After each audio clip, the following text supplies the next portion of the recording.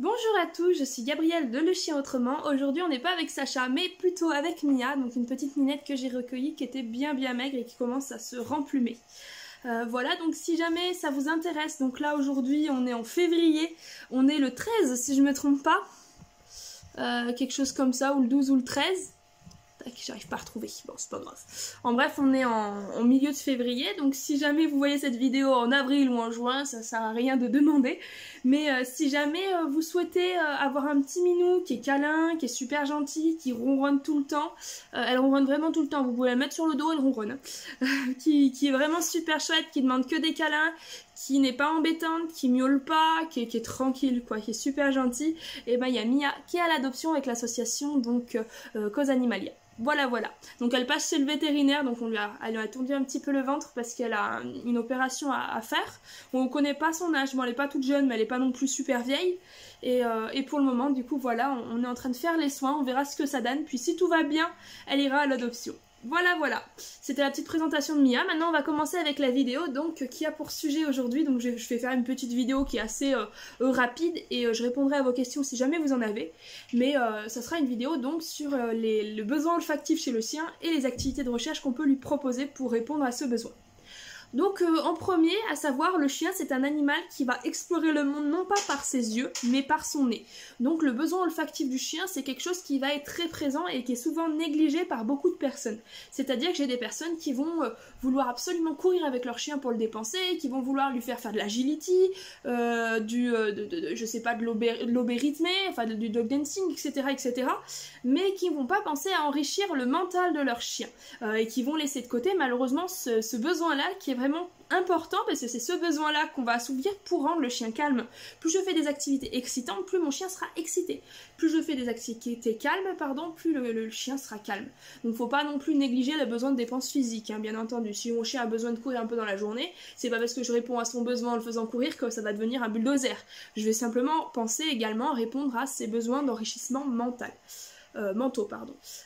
Pour cela, du coup, si vous avez besoin d'aide, je le mettrai dans la description, mais vous avez le groupe Facebook Enrichissement Mental du Chien de Compagnie qui est tenu par une amie à moi qui est vraiment super et qui pourra vous conseiller également sur les choses à faire, dit ronronne fort, je te sens toute vibrer, qui pourra vous recommander du coup des activités à faire et vous pourrez partager avec d'autres membres les différentes idées ou des questions si vous en avez.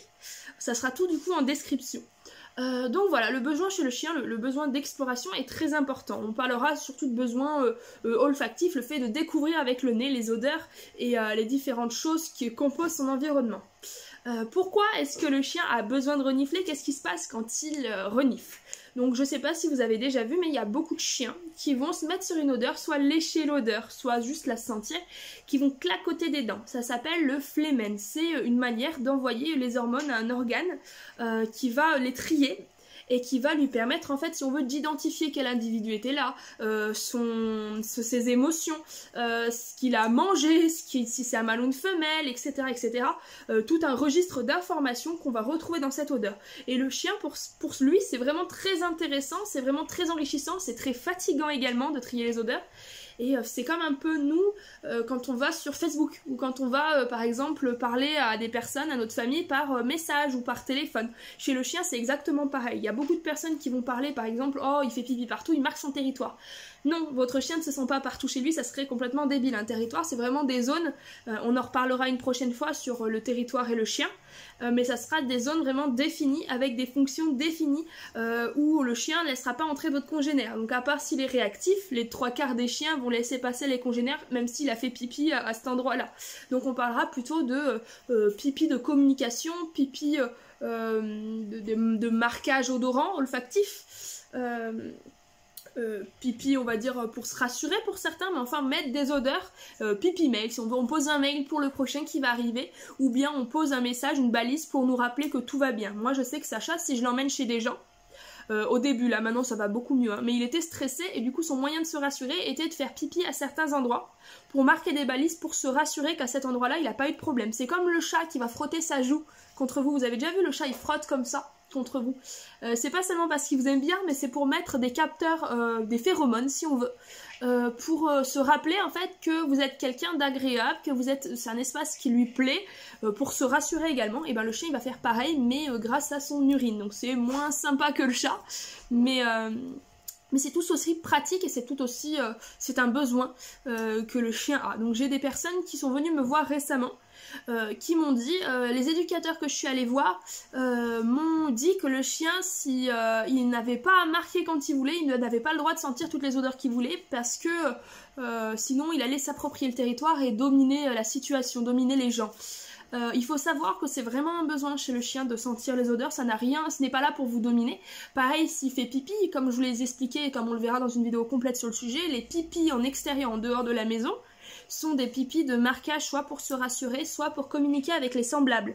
Et puis même avec d'autres espèces, hein. Le chat peut communiquer avec le chien par les odeurs également, hein. Mais c'est un besoin réel pour les chiens, surtout pour les chiens stressés comme ce chien-là que j'ai eu en rééducation, qui va avoir besoin, on va dire, de se rassurer par ça. Donc c'est un chien qui est stressé, à qui on répond pas aux besoins parce qu'il n'a pas le droit d'avoir ce besoin olfactif puisqu'on le laisse pas faire pipi ni sentir quand il le veut, et 3 qui ne va pas avoir la possibilité de se rassurer. Si elle nous donne un beau cocktail émotionnel assez compliqué et un chien qui est devenu réactif aux congénères, aux humains, qui a peur du moindre bruit, enfin ça a vraiment fait quelque chose de compliqué chez ce chien. Donc faites attention également aux conseils qu'on vous donne, réfléchissez, essayez de vous documenter, posez des questions, si jamais vous avez des questions, vous n'hésitez pas, il y a plein de groupes d'éducation bienveillantes qui sont là pour ça, dont Éducation bienveillante du chien de compagnie qui se charge de répondre à vos questions. Bon, il y a une petite attente parce que chaque personne, chaque membre, quand ils font un post, c'est géré par des modérateurs qui sont éducateurs, comportementalistes canins ou même des passionnés de chiens qui ont été sélectionnés à l'avance pour savoir s'ils ont les bonnes connaissances pour conseiller.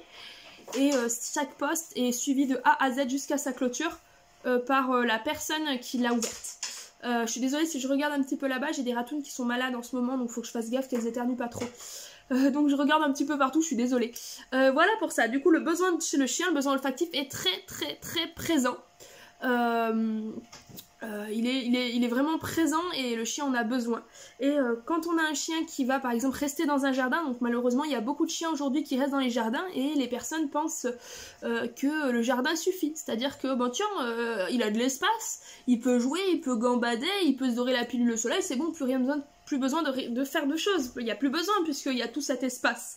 Vous avez beau avoir 1 hectare de terrain, s'il n'y a aucun animal qui passe dedans, ou que très rarement, juste des écureuils, des oiseaux et peut-être un chat par-ci par-là, votre jardin il sert à rien. Il sert à peur, il sert quand il fait beau, à la limite l'été, pour que le chien se mette les 4 fers en l'air, mais sinon en termes de besoins olfactifs, un des besoins les plus importants chez le chien, ça ne réglera rien et vous allez avoir un chien qui risque de fuguer, qui va être mal et qui va développer des comportements compensatoires. Je peux pas sortir, je suis pas bien, donc qu'est-ce que je fais? Je libère mon énergie autrement. Je vais aboyer, je vais creuser, je vais devenir réactif, craintif, je vais peut-être me manger les pattes, je vais peut-être détruire, je vais peut-être aboyer, enfin voilà, il y a tout un panel de comportements qui peut arriver à cause du non-assouvissement d'un besoin.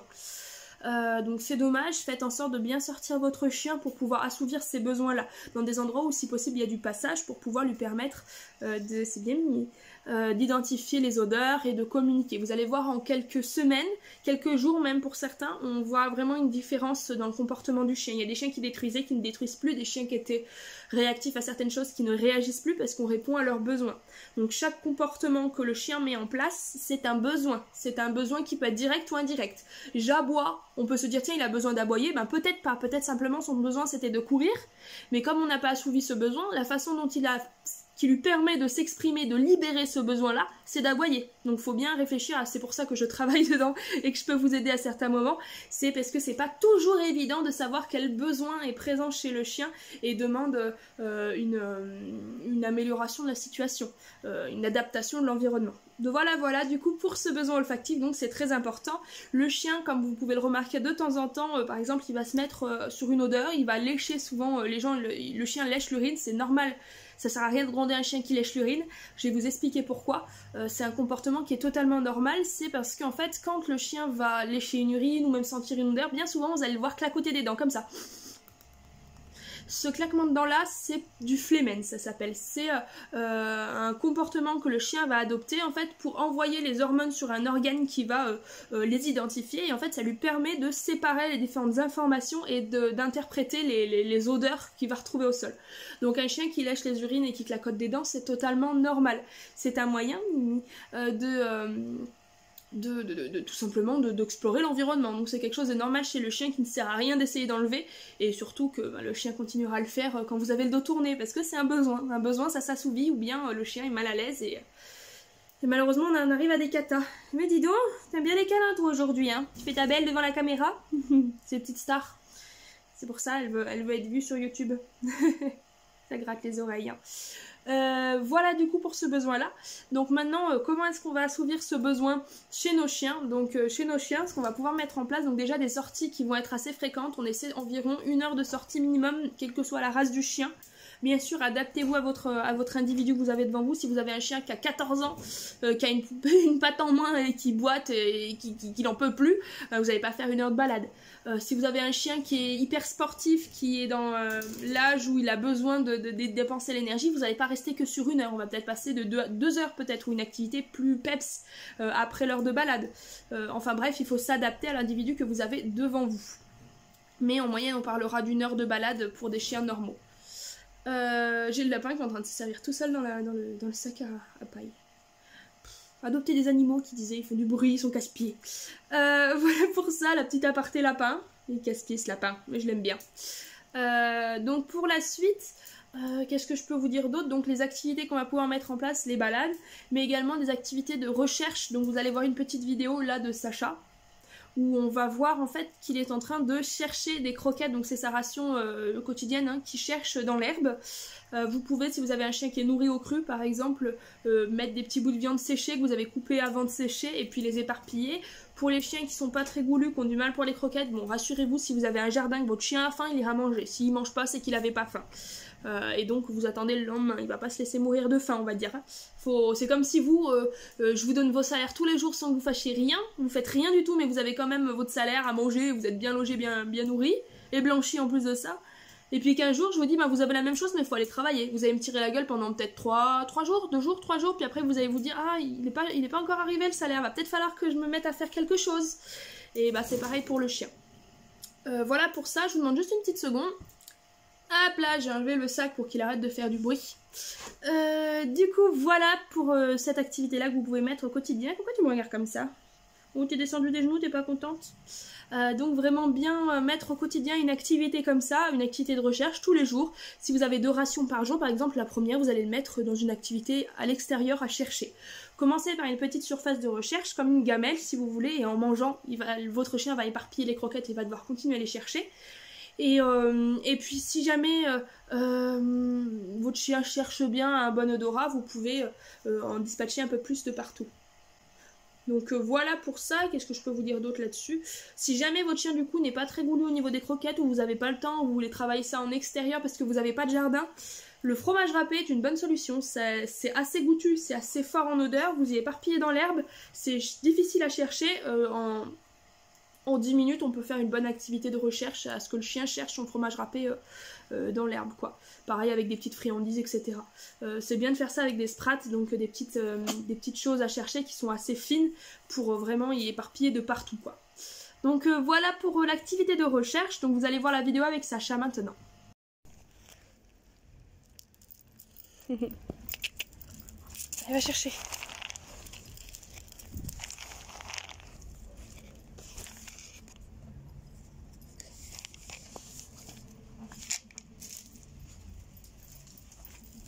Allez, tu vas chercher? Va chercher. Allez. Sacha? Viens. Là. Ah, t'en as trouvé là? Ah ouais, ils sont plus faciles à trouver ici. Allez, amuse-toi bien. Voilà du coup pour la vidéo avec Sacha.